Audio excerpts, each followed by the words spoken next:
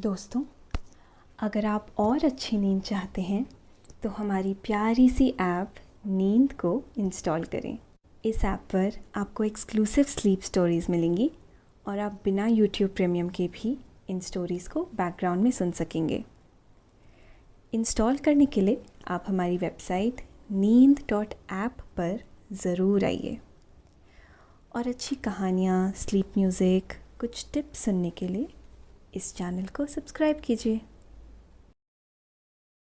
नमस्कार, मैं हूँ पायल और आज मैं प्रस्तुत करती हूँ आकाश कौशिक द्वारा लिखी हुई एक आध्यात्मिक कहानी। ये कहानी है एक लड़की शिल्पा के बारे में, जो अपने कुछ दोस्तों के साथ राजस्थान में छुट्टियां मनाने जाती है। मिलों में फैले रेगिस्तान को देखकर वो बहुत खुश हो जाती है। बचपन से ही वो रेगिस्तानी इलाके में घूमना चाहती थी। आज उसका ये सपना पूरा हो रहा था। पर अचानक उसे एक मंदिर दिखाई देता है और वो उस मंदिर के अंदर भगवान से प्रार्थना करती है कि उसे जल्दी से जीवन का सही रास्ता मिल जाए। अचानक एक चमत्कार होता है और एक सफेद रोशनी आदमी का आकार लेकर उसके सामने प्रकट हो जाती है और उसे सही रास्ता बताती है। शिल्पा वैसे तो एक नास्तिक लड़की थी, पर क्या उसके जीवन की ये घटना उसे भगवान पर विश्वास करने पर मजबूर कर देगी? जानेंगे आज की कहानी में। लेकिन इस कहानी को सुनने से पहले आप अपने आसपास की सारी लाइट्स ऑफ करके आराम से लेट जाएं। अपनी आंखें धीरे से बंद कर लीजिए। अब थोड़ा सा अपने शरीर को आराम दीजिए, थोड़ा और आराम। अपने शरीर को बिल्कुल ढीला छोड़ दीजिए। कोई टेंशन नहीं, कोई तनाव नहीं। अपने दिमाग में चल रहे सभी विचारों को, चिंताओं को त्याग दें। एक शांति सी महसूस करें। सभी नेगेटिव पॉजिटिव विचारों को धीरे धीरे निकाल दें। हाथों को सीधा करके अपनी कमर के साइड में रख लीजिए। अब अपनी सांसों पर ध्यान लगाएं। आप अच्छा महसूस कर रहे हैं। खुद को काफी हल्का फील कर रहे हैं। सब तरफ शांति है, सुकून है, खामोशी है।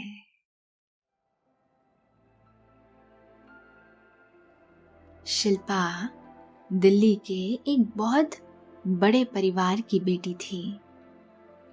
घूमना फिरना, पैसे खर्च करना, शॉपिंग करना उसे बहुत पसंद था और तरह तरह के सामान खरीदकर घर में इकट्ठे करते रहना उसका शौक था। उसके पापा एक बहुत बड़े बिजनेसमैन थे और पूरे शहर में उनका लंबा चौड़ा व्यापार फैला हुआ था। शिल्पा थोड़ी जिद्दी किस्म की लड़की थी। कई बार तो अपने माता पिता को बिना बताए ही छुट्टियां मनाने अपने दोस्तों के साथ निकल जाती थी। उसके दोस्त भी हमेशा उसके साथ कहीं भी जाने के लिए तैयार रहते थे। शिल्पा के पापा कृष्णदेव राय अपनी बेटी से बहुत प्यार करते थे। वो उसकी हर छोटी बड़ी जरूरत का हमेशा ख्याल रखते थे। शिल्पा की जो भी इच्छा होती उसके पापा सोचने से पहले ही उसके सामने हाजिर कर दिया करते थे। सोमवार का दिन सुबह के 9 बजे है और शिल्पा अभी तक सो रही है। अरे शिल्पा, सारा दिन सोती रहोगी क्या? कॉलेज नहीं जाना? माँ ने कहा। शिल्पा अंगड़ाई भरते हुए बुदबुदाते हुए बोली, अरे माँ, क्यों परेशान कर रही हो? अभी सुबह कहाँ हुई है? माँ ने कहा, सुबह नहीं हुई? तेरा दिमाग तो ठीक है ना? सूरज सर चढ़ चुका है, 9 बज रहे हैं और तू अभी तक सो रही है। तेरे पापा ने तुझे सर पर चढ़ा रखा है। वो तो मेरी बात मानते ही नहीं। कितनी बार कहा अपनी बेटी को इतना मत बिगाड़ो मत बिगाड़ो, लेकिन मेरी तो कोई सुनता ही नहीं। चल अब जल्दी से खड़ी हो जा और कॉलेज के लिए तैयार हो जा। मैंने नाश्ता बना दिया है। कई दिनों से तू कॉलेज भी नहीं गई है। पापा को पता चला तो वो मुझ पर चिल्लाएंगे। शिल्पा बेमन से करवट लेती हुई बोली, ठीक है माँ, थोड़ी देर में उठती हूँ। हे भगवान, ये लड़की कभी नहीं सुधरेगी। ऐसा कहते हुए माँ किचन में चली गई। इतने में शिल्पा का छोटा भाई जोर से दरवाजा खोलते हुए अंदर आता है और बेड पर चढ़कर कूदने लगता है। उठो दीदी, उठो, जल्दी उठो, वरना मैं शोर मचाऊंगा। जल्दी उठो, मेरे साथ वीडियो गेम खेलो। आज मैं आपको हरा कर छोड़ूंगा। शिल्पा कंबल हटाते हुए उठी और बाथरूम की तरफ कहते हुए जाने लगी, तुम लोग मुझे जीने नहीं दोगे। इस घर में तो चैन से कोई सोने भी नहीं देता। नहा धोकर तैयार होने के बाद शिल्पा ब्रेकफास्ट करती है और किसी तूफान एक्सप्रेस की तरह कॉलेज भाग जाती है। कॉलेज में उसके दोस्त बेसब्री से उसका इंतजार कर रहे थे और प्लानिंग कर रहे थे कि इस बार पता नहीं कहाँ घूमने जाएंगे। कॉलेज की छुट्टियां भी पड़ने वाली थी और बहुत दिनों से सब लोग कहीं घूमने नहीं गए थे। इतने में क्लासरूम में शिल्पा की एंट्री होती है। सब लोग खुशी से झूम जाते हैं। पूरे 1 हफ्ते के बाद शिल्पा कॉलेज गई थी। कैंटीन में स्नैक्स ऑर्डर करने के बाद सब लोग टेबल पर बैठे गाना गा रहे थे। एक म्यूजिकल जैम चल रहा था। कोई गिटार बजा रहा था तो कोई फ्लूट बजा रहा था और शिल्पा उस पर डांस कर रही थी। सब लोग मस्ती में डूबे हुए थे। खाना खाने के बाद शिल्पा बोली, बहुत दिनों से मेरा घर में मन नहीं लग रहा है और छुट्टियां भी पड़ने वाली है। चलो जल्दी से प्लान बनाओ, इस बार कहाँ जाना है? शिल्पा का दोस्त वरुण बोला, शिल्पा, इस बार तुम ही डिसाइड करो कि कहाँ जाना है। ज्यादातर डेस्टिनेशन तो हम घूम ही चुके हैं, इस बार किसी डिफरेंट जगह पर चलते हैं और एक अलग ही एक्सपीरियंस करते हैं। शिल्पा सोच ही रही थी कि कहाँ जाया जाए। इतने में ही उसकी नजर कैंटीन की टेबल पर रखे कैलेंडर पर पड़ती है और एक डेजर्ट का लैंडस्केप उसे दिखाई देता है। शिल्पा कहती है, मिल गया सॉल्यूशन।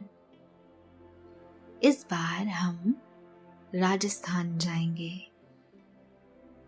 और डेजर्ट की गरम गरम रेत पर कैंप फायर करेंगे, गाएंगे, नाचेंगे, खूब मस्ती करेंगे।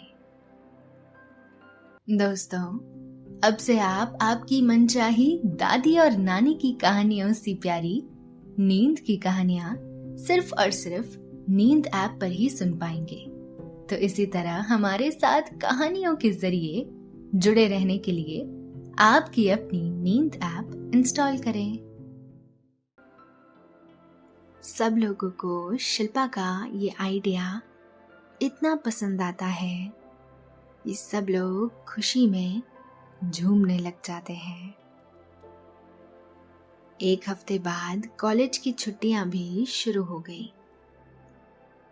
शिल्पा ने सबको पहले ही बता दिया था कि मैं घर से बिना बताए जा रही हूँ। किसी को कानो कान खबर ना हो कि हम कहाँ जा रहे हैं। तुम लोगों को अपने घर पे बताना है तो बता दो, पर मेरे घर तक बात नहीं पहुंचनी चाहिए, वरना माँ बहुत गुस्सा करेंगी। सब लोग ये बात समझ जाते हैं। अब आया मिलने वाला दिन। सब लोग इकट्ठे होकर रेलवे स्टेशन पर मिलते हैं और ट्रेन से सीधा राजस्थान निकल जाते हैं। शिल्पा घर में 3 दिन के सेमिनार का बहाना बनाकर निकली थी। वे लोग सबसे पहले जयपुर जाते हैं और वहां के हवा महल, जंतर मंतर, एंशियंट ऑब्जर्वेटरी और आमेर का किला देखते हैं। राजस्थान की खूबसूरती उसके महलों में बसती है। वहां के किले दुनिया के सबसे बड़े किलों में से एक है। किलों की बड़ी बड़ी दीवारें और उनके ऊपर रखी हुई तोप शिल्पा को अपनी तरफ आकर्षित करती है और उसे ये सफर बेहद रोमांचक लग रहा था।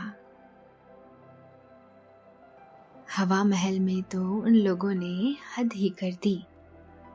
एक एक खिड़की पर जाकर सब लोग चिल्लाने लगे और जोर जोर से हंसने लगे। उन लोगों को देखकर आसपास के लोग भी उनकी नकल करने लगे। सचमुच उनको बहुत मजा आ रहा था।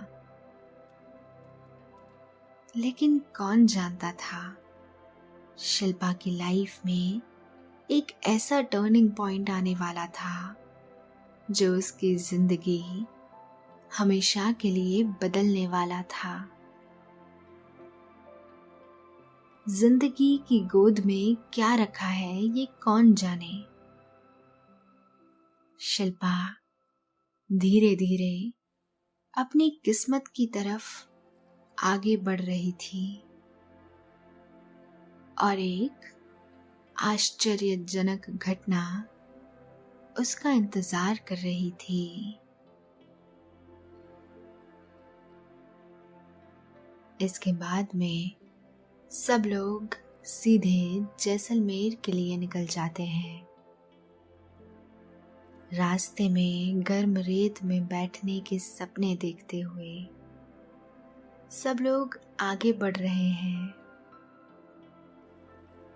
जैसलमेर पहुंचकर देखते हैं कि वहां एक बहुत खूबसूरत मेला लगा हुआ था। मेले में देश विदेशों से दूर दूर के पर्यटक आए हुए थे और इतनी सारी कलाकृतियां वहां पर मौजूद थी कि मानो जैसे कला की पूरी बाढ़ आ गई हो। राजस्थान की ट्रेडिशनल औरतें अपने स्टाइल में बड़ी बड़ी सफेद चूड़ियां हाथों में पहने बहुत खूबसूरत डांस कर रही थी और शिल्पा और उसके दोस्तों को भी हाथ पकड़कर नचा रही थी।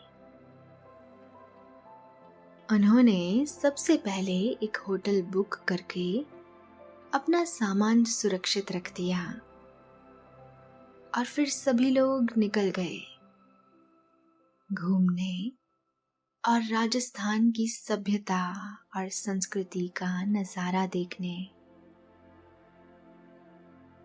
मेले में घूमते घूमते सब लोग अपने अपने शौक की चीजें देखने में व्यस्त हो गए।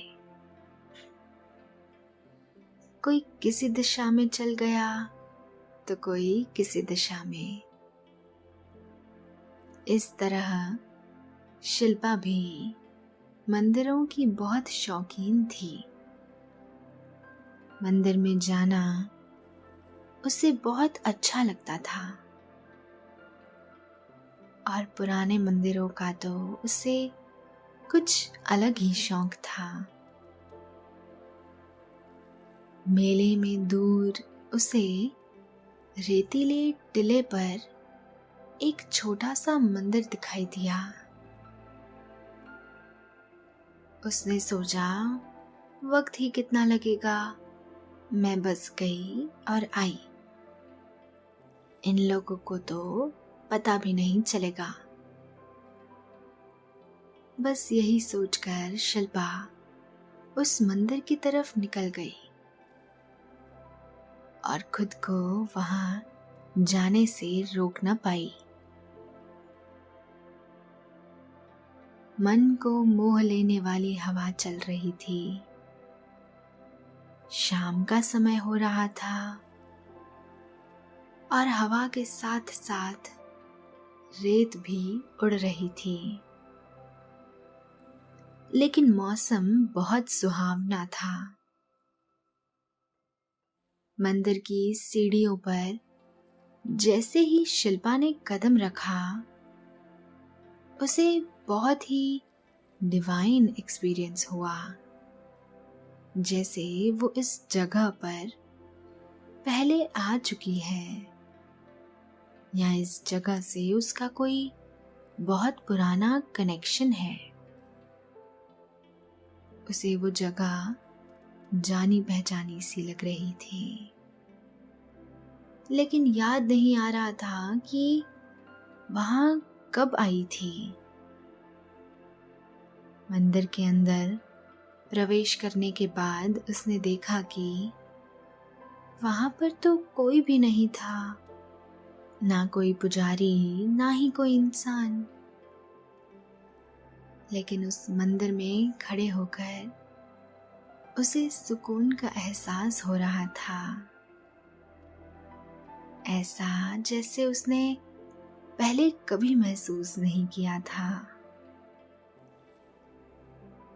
गर्भगृह में प्रवेश करने के बाद उसने भगवान शिव की मूर्ति को प्रणाम किया और अपना सर झुकाया। वो मंदिर बहुत ही पुराना था, लेकिन उसकी खूबसूरती अभी भी कम नहीं हुई थी गर्भगृह में शिवजी को प्रणाम करने के बाद जैसे ही शिल्पा ने सर ऊपर उठाया, उसे नीचे जाती हुई सीढ़ियां दिखाई दी, जो कोई गुप्त रास्ता था गर्भगृह के अंदर से नीचे जाने का। दोस्तों, अब से आप bed time stories, guided meditations, relaxing music, इन सब का आनंद नींद ऐप पर ही उठा सकते हैं। उसने नीचे जाने का मन बनाया और वो एक एक सीढ़ी उतरते हुए नीचे की तरफ जाने लगी।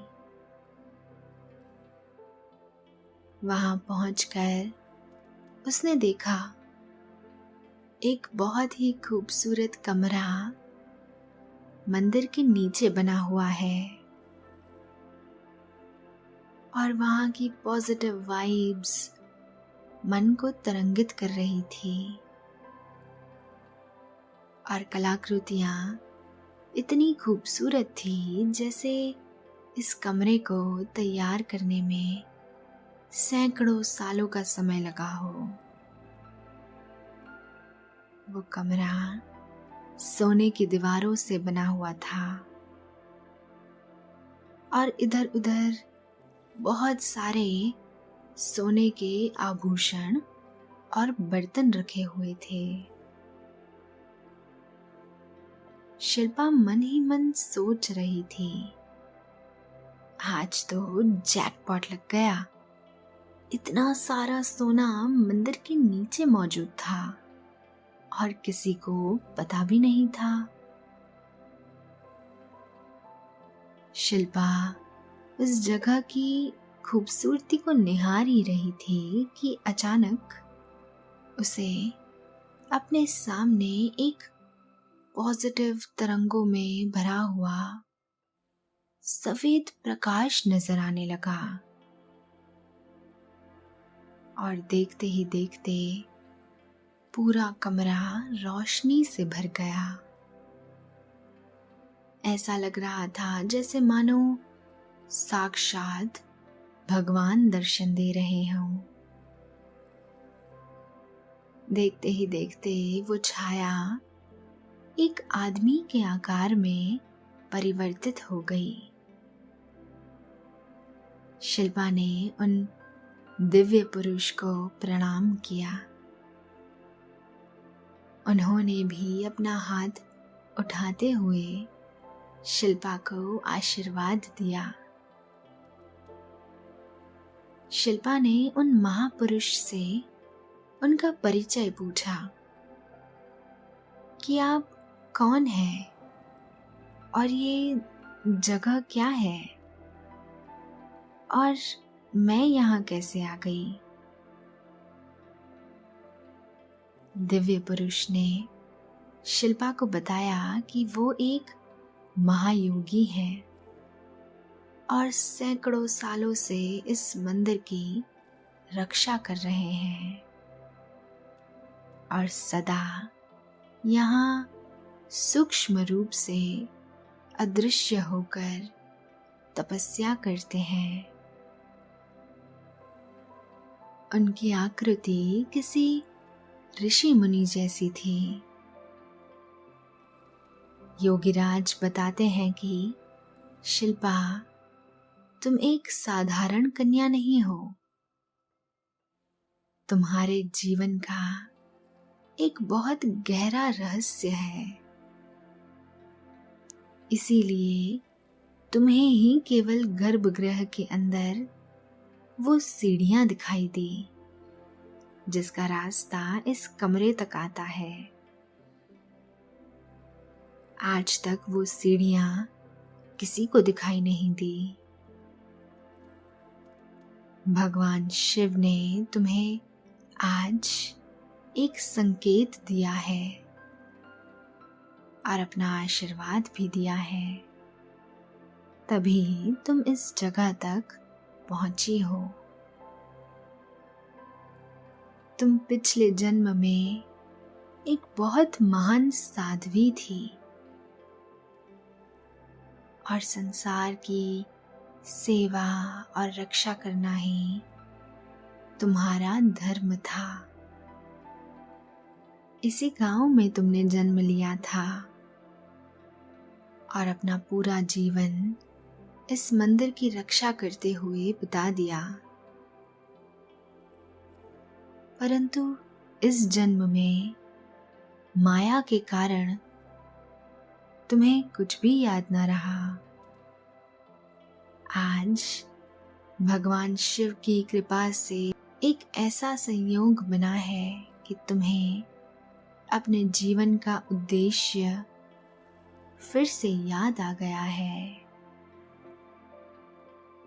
महायोगी की बातें सुनते सुनते शिल्पा को अपने पिछले जीवन के बारे में सब कुछ याद आ गया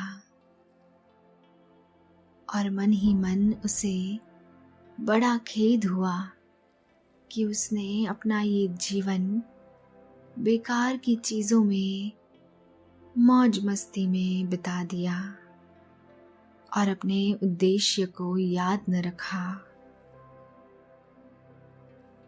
शिल्पा ने योगी से पूछा कि ये कैसा चमत्कार है, आप ना तो पूरे दृश्य में हैं और ना ही अदृश्य, ये कैसी बीच की अवस्था है, कृपा करके मुझे इसके बारे में बताएं।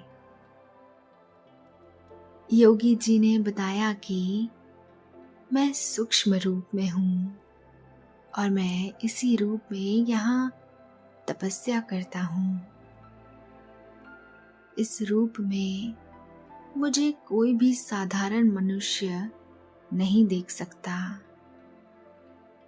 जिसके पूर्व जन्मों के संस्कार अच्छे होते हैं, केवल वही मेरे दर्शन कर सकता है। इस समय मेरा शरीर हिमालय की कंदरा में सुरक्षित है और वहां सो रहा है और मेरा सूक्ष्म शरीर यहाँ इस मंदिर की सुरक्षा का कार्यभार निभा रहा है। ये मंदिर सैकड़ों साल पुराना है और ये इसकी खास विशेषता है जिसका ज्ञान यहाँ के लोगों को भी अभी तक नहीं हुआ है। जब कभी भी हमें किसी पवित्र इंसान को दर्शन देने होते हैं तो हम अपना छाया रूप दिखा देते हैं और उसे दीक्षा देते हैं ताकि वो अपना जीवन एक अच्छे उद्देश्य में लगा सके और अपने जीवन को धन्य बना सके। योगीराज शिल्पा की दोनों आंखों के बीच अपने अंगूठे से स्पर्श करते हैं और शक्तिपात के द्वारा उसके शरीर में सूक्ष्म चक्र को जागृत कर देते हैं। अचानक शिल्पा को अपने कई जन्मों की स्मृतियां याद आ जाती हैं और वो एक अलग व्यक्ति के रूप में उभर कर आती है। योगीराज शिल्पा को उसके जीवन का उद्देश्य याद दिलाते हैं और समाज के कल्याण में अपना जीवन बिताने की प्रेरणा देते हैं।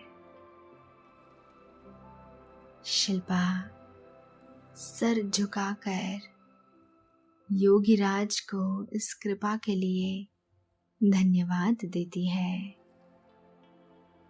और जैसे ही सर ऊपर उठाती है महात्मा अंतर्ध्यान हो जाते हैं।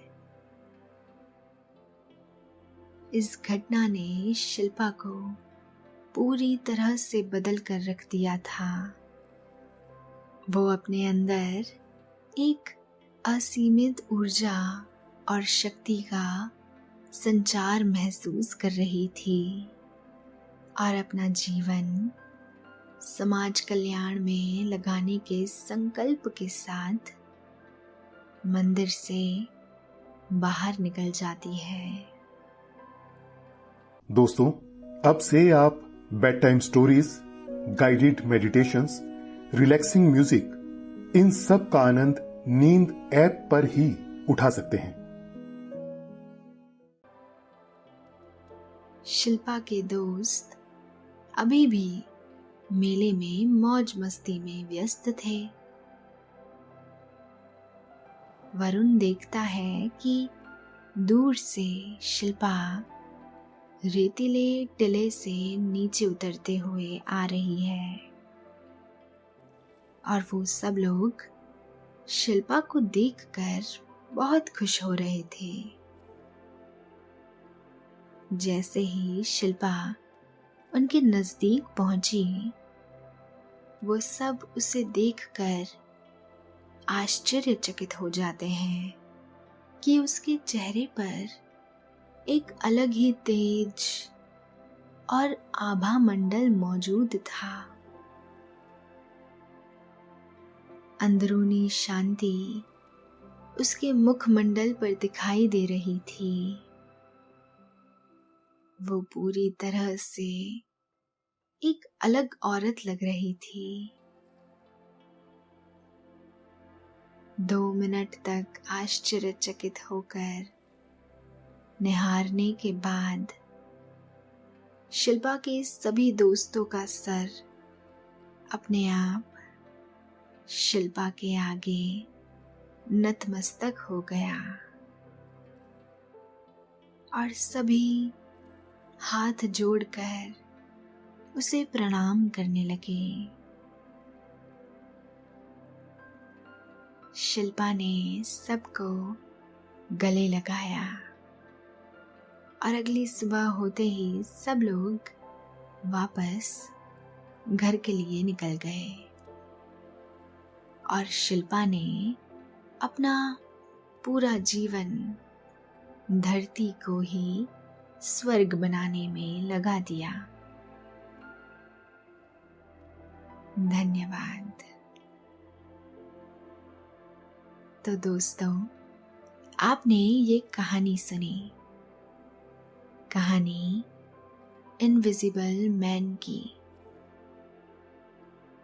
आपको अच्छा लग रहा है और अब समय हो गया है आपके सोने का। आप महसूस कर रहे हैं कि नींद आपको अपनी आगोश में समाती जा रही है। शुभ रात्रि।